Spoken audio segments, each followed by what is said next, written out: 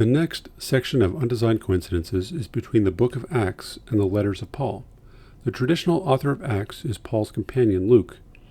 The first such link is between Acts 9 and Galatians 1. Galatians is a letter that almost all scholars agree was definitely written by the Apostle Paul.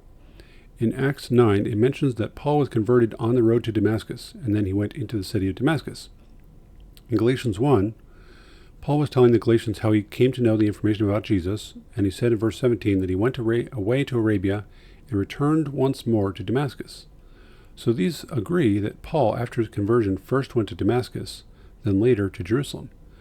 But as Lydia McGrew points out, why would the author of Acts have placed Paul's conversion in Damascus if it didn't actually happen that way and the author was making up fictional details?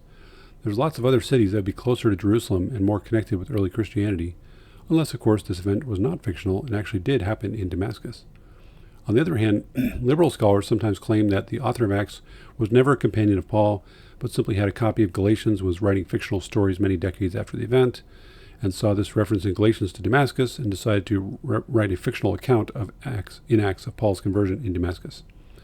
But that doesn't work because scholars have often pointed to this passage and accused the author in Acts of contradicting Galatians here, because Acts doesn't mention the trip to Arabia. It doesn't make sense that someone would write a fictional story in Acts and try to make them believable by copying the detail about Damascus from Galatians, but then leave out the much more prominent detail about the Arabia trip. Of course, these accounts are not contradictory because Acts 9:23 mentions that many days had elapsed, so there's plenty of time for the trip to Arabia.